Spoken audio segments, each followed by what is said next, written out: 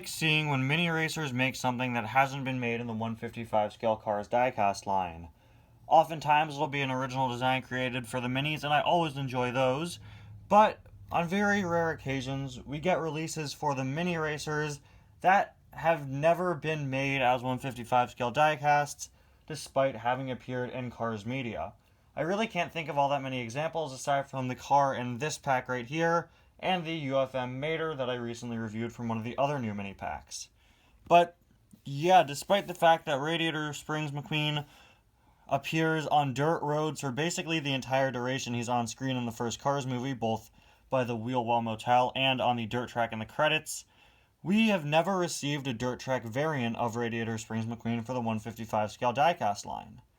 It's not really a car I ever really thought about. I'm sure Dirt Track Radiator Springs McQueen is in at least one episode of my Cars That Should Be Made series, of which there are like 50 at this point, but it's never really a car I thought about them making until they released this mini version of it. Honestly though, I gotta say, this mini pack is really just them being generous, because regardless of if a new mini was releasing it or not, people would still be buying it for this guy right here. Anyway guys, welcome back to another review. Today we're going to be taking a look at the Rotor Turbosky Mini Racers 3-pack, or the Dirt Track Radiator Springs McQueen 3-pack. I'm not quite sure what the name of this 3-pack officially is. I think it might just be a Radiator Springs 3-pack. I believe that's it. Of course, it includes an exclusive Dirt Track version of Radiator Springs McQueen, Sally, and the Dynaco helicopter. Definitely an interesting lineup, of course, based off of the iconic scene from the end of the first Cars where Sally and Lightning meet at the wheel well as the Dynaco helicopter flies by with Mater inside of it. If they wanted to put the Dynaco helicopter into a mini 3-pack, I feel like there are definitely quite a few other options. I feel like there were definitely some better exclusive cars they could make if they just wanted the 3-pack with the Dynaco helicopter. You could have done maybe a gray semi. You could have done Tex Dynaco if he hadn't been made as an exclusive in one of the 2021 3-packs. You could have done the non-metallic Dynaco McQueen as an exclusive if he weren't recently released as a mini single. You know, there are a lot of options for a 3-pack, including the Dynaco helicopter. It's interesting that this is the scene they chose, because while it is its most iconic scene, it really doesn't lead way to many new minis that you can make. So I think they were pretty clever with what they came up with, doing a Dirt Track Radiator Springs McQueen. And I am so relieved to see this pack include Sally instead of Mater, by the way. Yeah, Sally is in quite a few packs, but having Sally here in her 4th or 5th 3-pack is a lot better than Mater being in his 14th or 15th 3-pack, honestly. This most recent Mini Racers wave actually doesn't include a single normal Mater in it. The 2 packs that include Mater both include new exclusive variants of Mater instead of just throwing in a standard Mater, which is very, very welcome. You can see new for 2022, Radiator Springs Lightning McQueen, not labeled as Dirt Track Radiator Springs McQueen, but I'd assume that's what most people are probably going to call it. Rotor Turbosky and Sally, some other 3-packs down there with Miss Fritter, Fishtail, and Racing Center McQueen, which I still don't have. The Clutch A Tractor, Rusty's, Cruz, and Jackson, which I've got a review and I will be doing in a few days. We've got Damage the King, McQueen and Chick, and Soapy Mater, World Grand Prix McQueen, and Union Jack Ramone. Reviewed these packs already. So now, let's get this opened up. So we'll start off with Sally here. At this point, I'm sure you've all seen a mini Sally before. Something that always bugged me with her was how far out her wheels stuck out, but I don't know, that's not really anything you can, you know, it's not really something worth complaining about. It's just something that's always kind of bugged me. Got the Porsche logo there on her hood. Very nice expression. Her spoiler is up, so you could see the tattoo under there, Carrera or Carrera logo, and 301 PCE California license plate. There's a look at the other side, and there is a look at her base.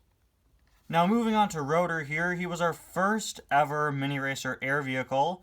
Right after him we got Sidley. I believe they're currently the only 2 air vehicles, but I'm sure we'll see some more as time goes on. When I first saw this guy, I didn't think he'd be able to roll, but he actually does have a wheel back here. When I first saw him, I just saw online images, and I was like, yeah, those wheels are way too small. They're not going to work. They don't. These are just metal dummy wheels that are part of his mold. This back here is the real functioning wheel, and I mean, he barely moves. He's a mini racer, but he's definitely not going to be racing all that much. That is awful. Sidley definitely moved a lot better. Maybe they should have just, like, cut their losses and made these dummy wheels work like actual wheels. I don't think I would have minded. It might not have made him look as good, but, like, you guys gave Mator wheels under him, you know? Clearly, with the mini racers, they want to make sure everything rolls, and Rotor here isn't rolling too well. He does have a functioning propeller, though, which is nice. Just this one, though, I don't... Yeah, the ones on the side. The sides definitely don't spin. He's a really good-looking mini, though. He looks a lot better than I initially expected. I think he looks really nice. Very in-character expression for him. Dynaco logo there on the side. The King written there. More Dynaco logos. N9747P written on the side. Not sure what that's referencing. You could see the part of him where the wheel is inserted. It doesn't look all that good. Maybe they should have just not given him a functioning wheel. I definitely wouldn't have minded. Got the, of course, fin back there. Very impressive that this guy is fully metal. The exception of the propeller here being a plastic insert, and obviously the wheel is plastic. But yeah, even, like I said before, the dummy wheels are metal. They're part of the mold. It's a very impressive sculpt for a fully metal vehicle, even with that propeller there, which is just painted on as part of the mold. I'm very impressed with how this guy turned out. And finally, moving on to the dirt track, Radiator Springs McQueen. I really like this guy. When I first saw it, I was like, well, they've officially run out of ideas for minis. Or well, not really, but I was concerned that they were starting to run out of mini ideas when I saw this guy. But, man, I absolutely love this. I really, really, really like this mini. It has one of, if not my all-time favorite mini racer McQueen expressions. Look at that face. That is so great. I really, really love the amount of detail they put in there. A lot better than this, which is just kind of a big-eyed, blank, dead stare. There's just so much expression in this face. It is so, so great. I've got the Rusty's logo there on the hood, 95. Of course, some pretty basic detailing. Radiator Springs McQueen doesn't have all that much on him, in all honesty. Of course, it's just basically a glorified, improved Cruisin' McQueen with the 95s. Lightning McQueen signature up there, 95 up top. Lightning Bolt, 95. And the way that the mud is done for him is really nice. Or rather, the dirt, I guess, is not really mud. But it's very subtle. It's kind of like the Fireball Beach Racers in that way, but it's definitely a lot easier to tell. I'd probably best compare it to the Muddy Rusty's Racing Center McQueen, who I'm sure we'll get a mini of one of these days at this point. But yeah, it's sort of like a brown overspray. You could see it there, overspread on the wheels.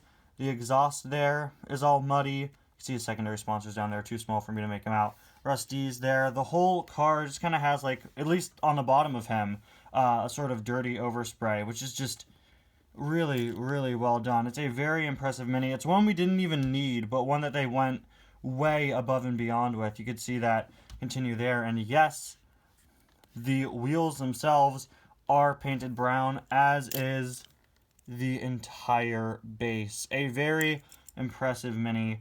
One that like I said, they didn't even need to make, but one that they went way, way, way above and beyond with.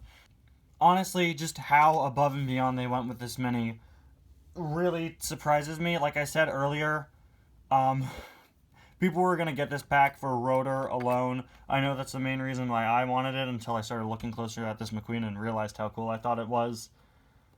This, if there was any mini pack where they could have cut corners and not included a new release, it could have been this one.